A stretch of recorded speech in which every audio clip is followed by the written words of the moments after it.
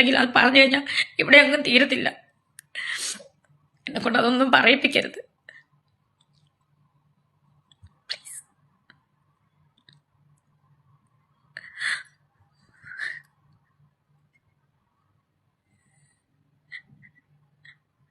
ഫേസ്ബുക്കും ഇൻസ്റ്റയും, ഫേസ്ബുക്കാണ് ഏറ്റവും കൂടുതൽ. ഒന്നും തുറക്കാൻ പറ്റുന്നില്ല.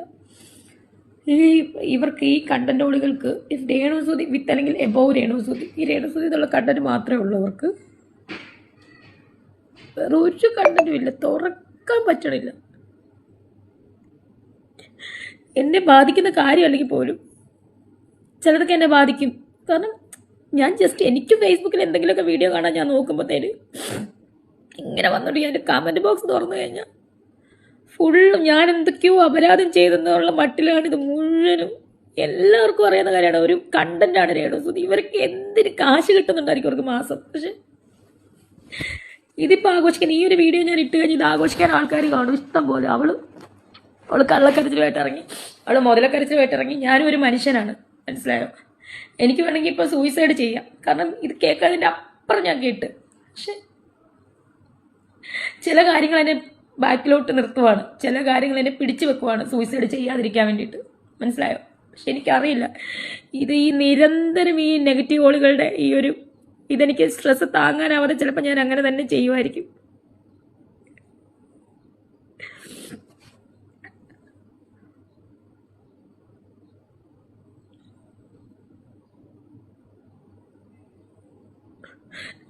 നിങ്ങൾ എന്തറിഞ്ഞിട്ടാണ് ഈ പരത്തെറി വിളിക്കുന്നത് എനിക്കറിയത്തില്ല.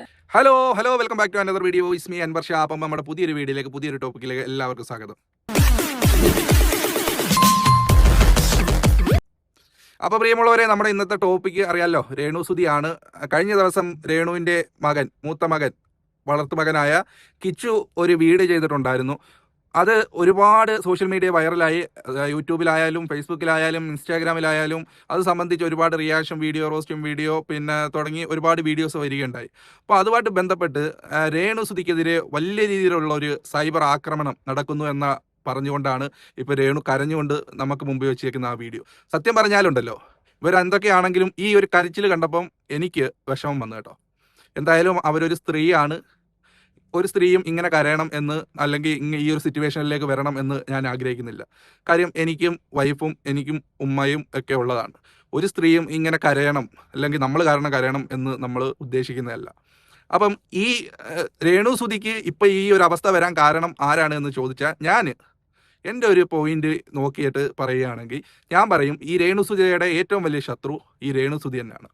കാര്യം അവർ വാവിടുന്ന ചില വാക്കുകൾ, ഈ അറ്റൻഷൻ കിട്ടാൻ വേണ്ടി പറയുന്ന ചില പ്രവൃത്തികൾ, ചില കാഴ്ചകൾ, ചില കാര്യങ്ങൾ, അല്ലെങ്കിൽ പറഞ്ഞു വെച്ചിരുന്ന ചില കാര്യങ്ങൾ, അതെല്ലാം ഇന്നലെ കിച്ചു വന്ന്, നിങ്ങളൊരു കാര്യം ശ്രദ്ധിക്കണം, സോഷ്യൽ മീഡിയയിൽ ഒരു വ്ളോഗറോ അല്ലെങ്കിൽ ആരും അല്ല വന്ന് കാര്യങ്ങൾ പറഞ്ഞേക്കുന്നത്. ഇവരുടെ സ്വന്തം മോനെ പോലെ തന്നെ ഞാൻ നോക്കുന്ന എൻ്റെ മകനാണ് കിച്ചു എന്ന് പറയുന്നത് പോലെ ഒരുപാട് കഥകൾ കിച്ചുമായിട്ട് അത്രയും ഇഴയടപ്പമുള്ള ബന്ധമാണ് എന്ന രീതിയിൽ പറഞ്ഞുകൊണ്ടുള്ള ഒരുപാട് വീഡിയോസ് അവർ ചെയ്തപ്പോൾ ഉണ്ട്. നേരത്തെ ഇൻ്റർവ്യൂസിലാണെങ്കിലും അവരുടെ വീഡിയോസിലാണെങ്കിലും എല്ലാം അവർ പറയുന്നുണ്ട് കിച്ചുവിനെ കുറിച്ച്. അതായത് കിച്ചുവിനെ അത്തരത്തിലാണ് ഞാൻ ട്രീറ്റ് ചെയ്യുന്നത് അല്ലെങ്കിൽ കെയർ ചെയ്യുന്നത് എന്നൊക്കെ പറഞ്ഞുകൊണ്ട് ഒരുപാട് വീഡിയോസ് ചെയ്തപ്പോൾ ഉണ്ട്. അപ്പോൾ അതൊക്കെ വെച്ച് നോക്കുമ്പോൾ ഇന്നലെ കിച്ചു വന്നൊരു കാര്യം അവൻ തന്നെ വന്നിട്ട് പറയുമ്പോഴത്തേക്ക്, എൻ്റെ ലൈഫിൽ ഇങ്ങനെയൊക്കെയാണ് സംഭവിച്ചത്, ഇതൊക്കെയായിരുന്നു അച്ഛനുള്ളപ്പോഴും അച്ഛൻ്റെ മരണശേഷവും സംഭവിച്ചത് എന്നുള്ളത് നിങ്ങളുടെ വീട്ടിൽ തന്നെ ഉള്ള നിങ്ങളുടെ മകൻ, വളർത്തുമകനായ ആ വ്യക്തി തന്നെയാണ് വന്നിരുന്നുകൊണ്ട് നമുക്ക് മുമ്പിൽ പറയുന്നത്, എൻ്റെ ലൈഫിൽ ഇതൊക്കെയായിരുന്നു, ഞാൻ ഇത്ര നാൾ പറയാതിരുന്നതാണ് എന്നുള്ളത്. അങ്ങനെ ഒരു കാര്യം പറയുമ്പം സ്വാഭാവികമായിട്ടും എന്താണ്, നിങ്ങൾ പറഞ്ഞ എല്ലാ കള്ളത്തരങ്ങളും അവിടെ പൊളിയുകയാണ്. കേൾക്കുന്ന ഒരാൾക്ക് എന്തായാലും നിങ്ങളോട് വിയോജിപ്പുണ്ടാകും. നിങ്ങൾ പറഞ്ഞത് പണ്ട് മുതലേ പറയുന്നത് കേട്ട് വന്ന ഏതൊരു വ്യക്തിയും ചിന്തിക്കും, അപ്പോൾ ഇത്രയും നാൾ ആ കുട്ടി പറഞ്ഞത് മൊത്തം കള്ളമായിരുന്നല്ലോ, ഇത് ഇത്രയും മോശക്കാരിയായിരുന്നോ എന്നുള്ളത് സ്വാഭാവികമായിട്ടും ചിന്തിക്കും. അത് സത്യമായ കാര്യമാണ്. അപ്പം ഞാൻ പറഞ്ഞത്, നിങ്ങളുടെ ശത്രു നിങ്ങൾ തന്നെയാണ്. അപ്പം നിങ്ങൾ ചെയ്യേണ്ടതെന്ന് പറഞ്ഞു കഴിഞ്ഞാൽ, ഞാൻ പറയില്ലയോ, അവൻ തന്നെ പറയുന്നുണ്ട് അവന് എന്തൊക്കെയാണ് ബുദ്ധിമുട്ട്. നമ്മളെന്നെ വീഡിയോ ചെയ്തിട്ടുണ്ട്. അവന് ഇപ്പം കൂട്ടുകാർക്കിടയിലും കൂട്ടുകാരുടെ വീട്ടിൽ ചെല്ലുമ്പോഴും ഒക്കെ അവരെയൊക്കെ ഫേസ് ചെയ്യാൻ ബുദ്ധിമുട്ട്. സംഭവം സമൂഹമാണ്, പലതരത്തിലും അവനും കളിയാക്കലുകൾ അല്ലെങ്കിൽ കുത്തുവാക്കുകളൊക്കെ കേൾക്കേണ്ടി വരുന്നുണ്ടായിരിക്കും. അതുകൊണ്ടായിരിക്കും അവൻ വന്ന് മനസ്സ് കൊണ്ട് ഈ ഒരു കാര്യം പറഞ്ഞത്.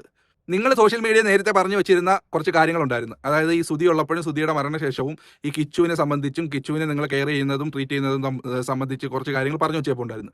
കിച്ചു വന്നൊരു വീഡിയോക്കകത്ത് കുറച്ച് കാര്യങ്ങൾ പറഞ്ഞപ്പം നിങ്ങൾ പറഞ്ഞ ആ കാര്യങ്ങളെല്ലാം തെറ്റായിരുന്നുവെന്നും അവൻ തന്നെ അവന് ഫേസ് ചെയ്യേണ്ടി വന്ന വിഷമം അല്ലെങ്കിൽ അവന് മാനസികമായി അനുഭവിക്കേണ്ടി വന്ന കുട്ടിക്കാലം മുതൽ അനുഭവിക്കേണ്ടി വന്ന വിഷമത്തെക്കുറിച്ച് പറഞ്ഞപ്പോൾ അത് അവൻ പറഞ്ഞത് നിങ്ങൾ പറഞ്ഞ എല്ലാ കാര്യങ്ങളും കള്ളമായിരുന്നു എന്നുള്ളത് കേൾക്കുന്ന ഏതൊരു വ്യക്തിക്കും തോന്നും. അതിനെന്ത് ചെയ്യാനൊക്കെ നമുക്ക്. അപ്പോൾ ഞാൻ പറഞ്ഞില്ല, നിങ്ങൾ മീഡിയ അറ്റൻഷന് വേണ്ടി പലതും പറയുന്നതും ചെയ്യുന്നതും നിർത്തിയാൽ, നിങ്ങൾക്കിപ്പം ആക്ടിങ് ആണ് ഇഷ്ടമെങ്കിൽ ആ മേഖലയിൽ അതുമായിട്ട് പോവുക. സോഷ്യൽ മീഡിയ സ്റ്റാർഡത്തിന് വേണ്ടി നിങ്ങൾ എന്തെടുക്കുക, പിന്നെ എന്തും വിളിച്ച് പറഞ്ഞ് എന്ത് കോമാളിത്തരം കാണിച്ച് നിങ്ങൾ നെഗറ്റീവ് പബ്ലിസിറ്റി ഉണ്ടാക്കി അതിലൂടെ സോഷ്യൽ മീഡിയ നിറഞ്ഞു നിൽക്കാമെന്നുള്ള ആ ഒരു മനോഭാവം വിട്ടിട്ട് നിങ്ങൾക്ക് ആക്ടിങ് ആണ് ഇഷ്ടമെങ്കിൽ ആ മേഖലയിലേക്ക് പോവുക. നിങ്ങൾക്ക് അവസരങ്ങൾ കിട്ടുന്നെങ്കിൽ കിട്ടട്ടെ, ആ മേഖലയിൽ വളർന്നു വരട്ടെ. അപ്പോൾ നിങ്ങൾ ഈ സോഷ്യൽ മീഡിയ നെഗറ്റീവ് ഇമ്പാക്റ്റ് ഉണ്ടാക്കിക്കൊണ്ട് തന്നെയാണ് ഈ രേണു സുധി എന്ന് പറയുന്ന ഈ ഒരു വ്യക്തിയെ ഇതുവരെ സോഷ്യൽ മീഡിയ നിറഞ്ഞു നിന്നത്. പോസിറ്റീവായിട്ട് വന്നു കഴിഞ്ഞാൽ രേണുസുധിക്ക് എന്തായാലും നിങ്ങൾക്ക് തന്നെ അറിയാം ഈ സോഷ്യൽ മീഡിയ നിങ്ങൾക്ക് ഒരു സ്ഥാനം ഇല്ല എന്നുള്ളത്. അപ്പം എൻ്റെ ഒരു കാഴ്ചപ്പാടി പറയുകയാണെങ്കിൽ ഇനി ആ ഒരു തരത്തിലേക്ക് സൈബർ ബുള്ളിങ് ഏൽക്കുന്ന തരത്തിലേക്കുള്ള പ്രവർത്തികൾ അല്ലെങ്കിൽ നെഗറ്റീവ് ഇമ്പാക്റ്റ് ഉണ്ടാക്കുന്ന വീഡിയോസൊക്കെ ഒഴിവാക്കിയിട്ട് നിങ്ങൾക്ക് ആക്ടിങ് മേഖലയാണ് ഇഷ്ടമെങ്കിൽ ആ മേഖലയിലേക്ക് തിരിയാൻ നോക്കുക. നിങ്ങൾക്ക് അന്നേരം സുരക്ഷിതമായിട്ട് പ്രവർത്തിക്കാൻ പറ്റും എന്നുള്ളതാണ് എൻ്റെ ഒരു കാഴ്ചപ്പാട്. ഇപ്പം നിങ്ങൾ കരഞ്ഞ കണ്ണീര് സത്യമാണെങ്കിൽ സത്യത്തിൽ എനിക്ക് വിഷമമുണ്ട്. പിന്നെ അങ്ങനെ ഒരു കരയേണ്ട രേണുസുധി അല്ല നമ്മൾ ഇഷ്ടപ്പെടുന്നത്. എന്തിനേയും ധൈര്യപൂർവ്വം നേരിടുന്ന, അല്ലെങ്കിൽ ഈ പറയുന്ന റിയാക്ഷൻ ചെയ്യുന്നവർക്കൊക്കെ കണ്ടന്റുകൾ തരുന്ന, അല്ലെങ്കിൽ ആര് റിയാക്ഷൻ ചെയ്താലും എനിക്ക് ഒരു കുഴപ്പമില്ല എന്ന് പറഞ്ഞ് ചങ്കൂറ്റത്തോടു കൂടി നിൽക്കുന്ന ആ ഒരു രേണുസുധി ഉണ്ടല്ലോ, ആ രേണുസുധിയാണ് നമുക്ക് ആവശ്യം. ഇങ്ങനെ കരഞ്ഞുകൊണ്ട് വന്നിരിക്കുമ്പോൾ നിങ്ങൾ സാധാരണ ഒരു സ്ത്രീയായി പോകുന്നു. അപ്പം നമ്മുടെ മനസ്സ് സത്യസന്ധമായി പറഞ്ഞാൽ വളരെ വിഷമം ഉണ്ടാക്കുന്ന ഒരു കാര്യമാണ്. അപ്പം അങ്ങനെ ഒരു സ്ഥിതിയിലേക്ക് നിങ്ങൾക്ക് പോകാതിരിക്കട്ടെ. നിങ്ങൾ വീണ്ടും തിരിച്ചു വന്ന് നിങ്ങളുടെ പോരായ്മ എന്താണെന്ന് നിങ്ങൾ തന്നെ തിരിച്ചറിഞ്ഞ് നല്ല രീതിയിൽ മുമ്പോട്ട് പോകാൻ സാധിക്കട്ടെ എന്ന് ഞാൻ ഈ അവസരത്തിൽ പറയുകയാണ്. അപ്പോൾ അതിനോടൊപ്പം നമ്മുടെ ചാനൽ ആദ്യമായിട്ട് കാണുന്നവരാണ് നിങ്ങളെങ്കിൽ നമ്മളൊന്ന് സപ്പോർട്ട് ചെയ്യുന്ന കാര്യം ഒന്ന് പരിഗണിക്കണം. അതോടൊപ്പം ലൈക്കും ഷെയറും കമൻറ്റും കൂടെ ഒക്കെ തന്ന് മാക്സിമം ഒന്ന് സപ്പോർട്ട് തരണം. ഈ രേണുസുധിയുടെ കുറച്ച് കാര്യം കൂടെ പറയുന്ന ഒരു വീഡിയോ ഉണ്ട്, അതുകൂടെ നമുക്കൊന്ന് കാണാം, എന്നിട്ട് അവസാനിപ്പിക്കാം. ഒരുപാട് പേര് എന്നെ വിളിച്ച് ഇന്നലെ എൻ്റെ വീഡിയോ കണ്ടിട്ട്, ഞാനിപ്പോഴും ദുബായി തന്നെയാണ്, ഒരുപാട് നല്ല ആൾക്കാരെന്നെ വിളിച്ച് ഞാൻ ഓക്കെ ആണോ എന്ന് ചോദിച്ചാൽ ഞാൻ ഓക്കെയാണ്. ഞാനിങ്ങനെ ചിന്തിച്ച് ഈ പ്രശ്നങ്ങൾക്കെല്ലാം മൂല കാരണം എന്താണെന്ന്. ഇപ്പോൾ ഈ പുതിയതായിട്ട് വന്ന പ്രശ്നം, അപ്പോഴാണ് ഞാൻ FB പോസ്റ്റ് കണ്ടത്. നിരവധി പെണ്ണുങ്ങളെയും ആണുങ്ങളെയും തകർക്കുന്നൊരു സ്ത്രീ, പ്രത്യേകിച്ച് എന്നെ കരുവാക്കിക്കൊണ്ട് എന്നെ ടാർഗറ്റ് ചെയ്യുന്നൊരു സ്ത്രീ, അവരുടെ പോസ്റ്റാണ് കണ്ടത്. നിങ്ങൾ പലരും കണ്ടു കാണും. അത് കണ്ടപ്പോൾ എനിക്ക് ഏകദേശമൊക്കെ മനസ്സിലായി. മാനിപ്പുലേറ്റിങ്ങും അതുപോലെ ഒന്നും പറയാനില്ല. എനിക്ക് ആരോടും ഒരു പിണക്കോ പരിഭവങ്ങളോ ഒന്നുമില്ല. എല്ലാം ഒന്നും പറഞ്ഞിട്ടില്ല. എനിക്ക് പറയാൻ തുടങ്ങിക്കഴിഞ്ഞാൽ ഇതിവിടെ അങ്ങ് തീരത്തില്ല. അറിയുന്നവർക്കറിയാം.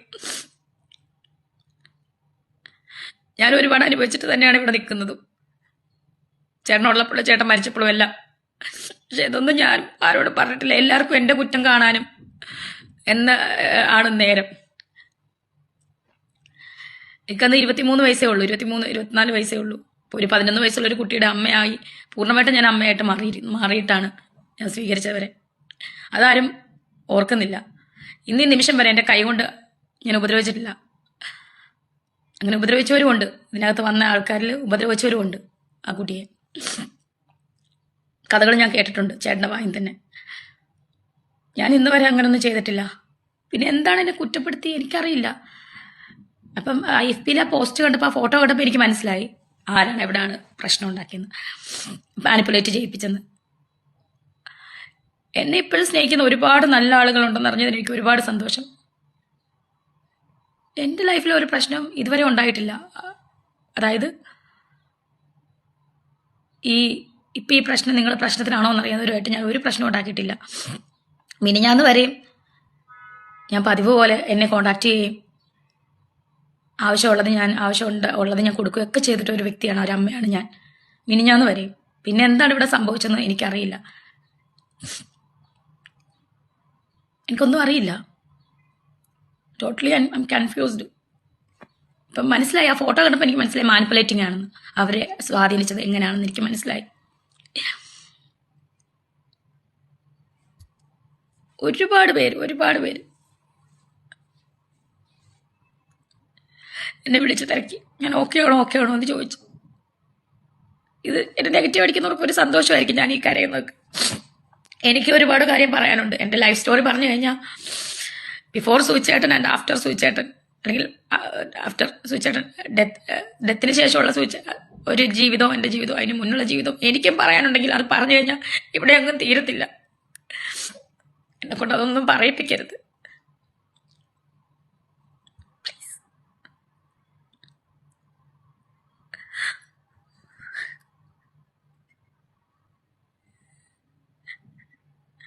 അപ്പോൾ പ്രിയമുള്ളവരെ, രേണുസുതിക്ക് പറയാനുള്ളത് നിങ്ങൾ കേട്ടല്ലോ. അവർ പറയുന്നത് അവരുടെ ഭാഗത്തു നിന്നും ഒരു അവരുടെ സ്റ്റോറി റിവീൽ ചെയ്ത് കഴിഞ്ഞാൽ അത് പലർക്കും കൊള്ളും എന്നുള്ള തരത്തിലാണ് പറയുന്നത്. കാര്യം സംഭവം സത്യമായിരിക്കാം. പല രീതിയിലുള്ള ഈ സുധി ഉള്ള സമയത്തും പല ഇൻസിഡൻസും സംഭവിച്ചിട്ടുണ്ടാകാം. സുധി മരിച്ചതിന് ശേഷം ഇവർ സോഷ്യൽ മീഡിയയിലേക്ക് ഇങ്ങനെ വരികയും ഇങ്ങനെയൊക്കെ നിൽക്കുന്ന സമയത്തും പലരുമായിട്ട് കോൺടാക്ട് ചെയ്യുന്ന സമയത്തൊക്കെ പല അനുഭവങ്ങളും അവർക്ക് ഉണ്ടായിട്ടുണ്ടാകും. അത് സത്യമാണ്. അതിപ്പം റിയൽ ലൈഫിൽ ഏതൊരു സ്ത്രീയും പുരുഷനും നേരിടുന്ന ഒരുപാട് പ്രതിസന്ധികളും പ്രയാസങ്ങളും ഉണ്ട്. അത് ഇവർക്കും നേരിടേണ്ടി വന്നിട്ടുണ്ടായിരിക്കാം. ഒരു നോർമൽ പേഴ്സണെക്കാട്ടിലും കൂടുതലായിട്ട് എന്തായിരിക്കും ഇവർക്ക് അനുഭവിക്കേണ്ടി വന്നിട്ടുണ്ടായിരിക്കാം. കാരണം എന്താണ്, ഇവർ ഇച്ചിരി ഫേമസ് ആയി നിൽക്കുന്ന അല്ലെങ്കിൽ സെലിബ്രിറ്റി സ്റ്റാർഡ് ഉള്ള ആളായതുകൊണ്ട്. അപ്പോൾ അത് അവിടെ നിൽക്കട്ടെ. അപ്പോൾ അതിനകത്ത് പിന്നെ ഇതിനകത്ത് കുറച്ച് കാര്യങ്ങൾ ഇപ്പം പറയുന്നത്, ആരോ അവനെ ഇൻഫ്ലുവൻസ് ചെയ്തിട്ട് അല്ലെങ്കിൽ ആരോ മനഃപൂർവ്വമായി ബോധപൂർവമായി ഉണ്ടാക്കിയതാണ് ഈ ഒരു വിഷയം അല്ലെങ്കിൽ ഈ ഒരു പ്രതിസന്ധി, ഇങ്ങനൊരു ഇഷ്യൂ എന്നുള്ളതാണ് ഇപ്പം രേണുസുതി പറയുന്നത്. സത്യത്തിൽ രേണുസുതി കരയുന്ന കണ്ടപ്പം നമുക്ക് വിഷമം വന്ന്. എത്രയൊക്കെ ആയാലും ഒരു പെണ്ണല്ലേ. എന്തായാലും ഇതിനകത്ത് പിന്നെ അവൻ്റെ ഭാഗത്ത് നിന്ന് പറയുമ്പം അവൻ പറഞ്ഞ കാര്യങ്ങൾ നമുക്ക് വിശ്വസിക്കാതിരിക്കാൻ പറ്റുന്നില്ല. നിങ്ങളുടെ ഈ കരച്ചിൽ കാണുമ്പം എന്താണ് എന്നുള്ളത് നമുക്ക് പറയാനൊക്കുന്നില്ല. കാര്യം നിങ്ങൾ കുറച്ച് നേരത്തെയും വന്ന് ഇങ്ങനെയൊക്കെയുള്ള നെഗറ്റീവ് ഇമ്പാക്റ്റ് വരുമ്പോഴത്തേക്ക് സഹതാപതരംഗം ഉണ്ടാക്കുന്ന തരത്തിലുള്ള കുറച്ച് വീഡിയോസൊക്കെ ചെയ്തിട്ടുള്ള ആളെന്ന നിലയ്ക്ക് നിങ്ങൾ എത്രത്തോളം ജനം ഉൾക്കൊള്ളും എന്ന് എനിക്കറിഞ്ഞുകൂടാ. എന്തായാലും കാണും, നിങ്ങളെ സപ്പോർട്ട് ചെയ്യുന്നവരും കാണും. എന്നിരുന്നാലും എൻ്റെ ഒരു കാഴ്ചപ്പാട് എന്ന് പറഞ്ഞാൽ, നമുക്ക് ഇങ്ങനെ കരയുന്ന ഒരു രേണുസുതി അല്ല പറയുന്നത്. ഈ പറഞ്ഞില്ലേ, ഈ ഇടി വെട്ടിയവനെ പിന്നെ പാമ്പ് അടിക്കണമെന്ന് നമ്മൾ പറയത്തില്ല. അതുകൊണ്ട് നിങ്ങളുടെ ഈ ഒരു വേദന സമയത്ത് കൂടുതലായിട്ടൊന്നും പറയുന്നില്ല. നിങ്ങൾ ആ ഒരു ട്രോമയിൽ നിന്ന് അല്ലെങ്കിൽ ഈ ഒരു വിഷമഘട്ടത്തിൽ നിന്ന് റിക്കവറായി വരട്ടെ. ഇനിയെങ്കിലും നിങ്ങൾ ഈ ഒരു സംഭവങ്ങളൊക്കെ മീഡിയയ്ക്ക് മുമ്പിൽ വരുമ്പോൾ ഓർത്ത് വെച്ചുകൊണ്ട് പെരുമാറിയാൽ നിങ്ങൾക്ക് തന്നെ നല്ലതായിരിക്കും എന്നുള്ളൊരു ഓർമ്മപ്പെടുത്തൽ മാത്രമാണ് എനിക്ക് നൽകാനുള്ളത്. അപ്പോൾ നമുക്ക് വേറൊരു ടോപ്പിക്കുമായി വീണ്ടും കാണാം. അതുവരെയും എല്ലാവർക്കും നന്ദി. അവസാനം വരെ കണ്ടതും കേട്ടതുമായ എല്ലാവരും നമ്മളെ ഒന്ന് സബ്സ്ക്രൈബ് ചെയ്യുന്ന കാര്യം പരിഗണിക്കുക. അതോടൊപ്പം തന്നെ വീഡിയോ ഒന്ന് ലൈക്ക് ചെയ്യുക, ഷെയർ ചെയ്യുക, കമൻറ്റ് ചെയ്യുക. താങ്ക്